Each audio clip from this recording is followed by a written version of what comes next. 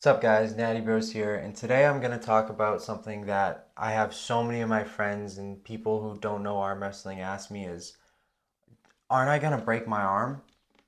Well, here's the thing. There are ways to be safe. There's always risk when it comes to certain sports. There's risk driving a car because there's a lot of bad drivers out there, especially if you're in Florida. But arm wrestling can be dangerous, but it also can be safe if you're not being dumb. So I want to show you how not to be dumb and how not to break your arm. So the first thing, the most obvious thing you don't want to do when you arm wrestle is turn away from your body like this. That's why when we're always training someone new, we always say, look at your hand. Because if I'm looking at my hand, I'm not going to be moving away from my body as much. So you always want to be looking at it. So the most obvious thing you don't want to do is turn away from your hand and go like this. That opens up your humerus to a very dangerous position. It does not require that much strength to break in that position. So that's why we always say, watch your hand. Because if you're watching your hand, you're less likely to do something like this. So, none of this. You always want to be tight and close to yourself. And you never want to, beginner arm wrestlers especially, you never want to be pushing. We always train people, don't use your shoulder and don't push. Everything should be going backwards and pulling like this.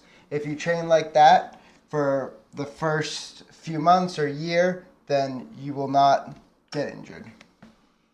Yeah, the thing is a top roll is a lot less likely to get you injured. We just did a video, arm wrestling strangers at the beach. So many people naturally go like this.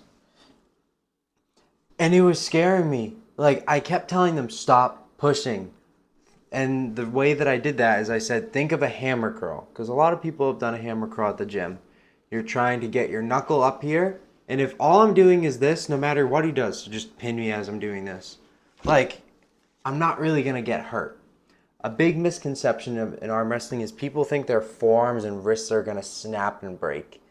That is nearly impossible. The thing that breaks, like my brother said, is the humerus. It only takes a couple pounds of pressure to snap, and it's always a spiral fracture usually around here. And like he said, that's when you're looking away. Another thing, all you Devin Lorette fans, do not King's move as a new puller. Don't do this dumb stuff. You're just going to get hyperextension in your elbow. When he pins me and I'm down like this, you're just going to get your elbow hyperextended. Stay away from the King's move as a beginning arm wrestler. You're asking for a bicep tear. You're not as likely going to snap a bone, but you are going to get hurt. You're going to tear something. If you start doing this and you're like rotating all weird, guess what? If you hurt yourself, that's on you. So stay away from the King's move, flop wrist press.